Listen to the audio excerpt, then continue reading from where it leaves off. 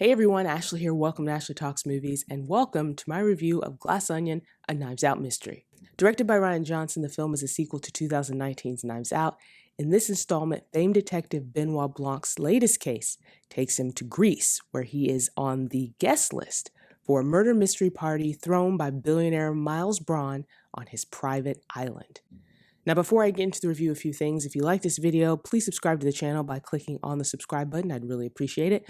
Also, hit that notification button so you don't miss any of the videos that I'm posting. Okay, time for the review. So I just want to start off by saying that I was a huge fan of Knives Out when it first came out. I thought it was clever. I thought it was fresh.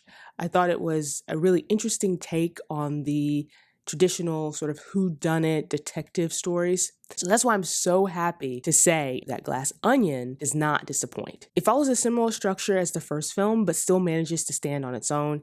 And it's clever, it's ambitious, and it's just plain fun. Just like Knives Out, Rian Johnson has assembled an incredibly strong cast. You have Daniel Craig, who's back as Detective Benoit Blanc, Edward Norton, who plays the billionaire Miles Braun, Katheryn, Kate Hudson, Leslie Odom Jr., Dave Bautista, Jessica Henwick, and Janelle Monae. And every single one of these actors does a fantastic job with their characters. But there were two standouts for me in this film. First was Daniel Craig, who is just fantastic as Benoit Blanc. I love what he does with this character, so much so that I can forgive his bad Southern accent. It's not a good Southern accent, but he makes it his own, and he does such a great job, and he's so interesting to watch, particularly in this movie. Like Knives Out, you were first introduced to this character of Benoit Blanc, and this time around, you already know who he is, but he's sort of out of his element here.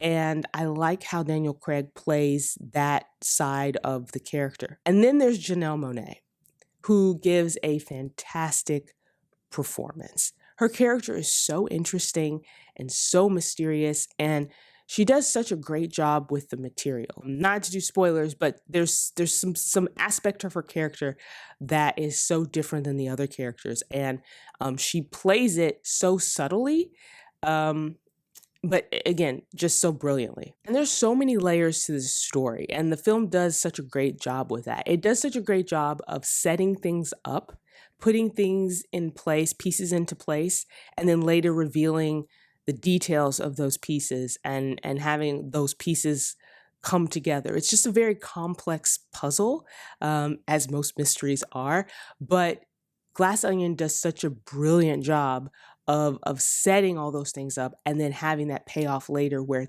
everything ties together. Rian Johnson is playing with this idea of, things are not as they seem. And that just is a theme that runs throughout this entire movie, to the point with, and again, no spoilers, there are certain things that, as you're watching the film, are right there in front of you, very obvious, but you might not realize how obvious those things are, like how important they are, until the very end, when things are starting to come together. And then suddenly you're like, oh my gosh, it was right there. And I didn't realize that's what that meant. So again, things are not what they seem.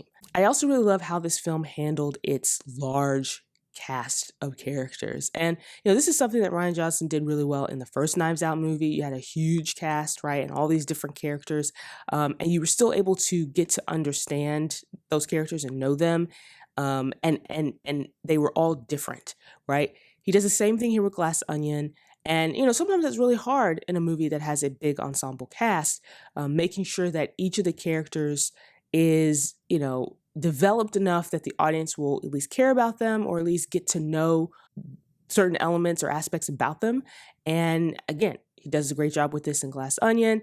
And what's really interesting is how each of those characters interact with each other. And again, part of this, things are not what they seem, revealing how each of those characters are connected and how those relationships are, forged, and all the intricacies of those relationships. it's just some really great storytelling in this film. Some really great storytelling. And again, if you like murder mysteries and whodunits, this one is so sharp and just so cleverly put together. I definitely think Glass Onion is a worthy sequel to Knives Out. It's just very different than the first film. It's unique in its own way. It has its own story. It follows a similar beat as Knives Out, but still manages to do its own thing.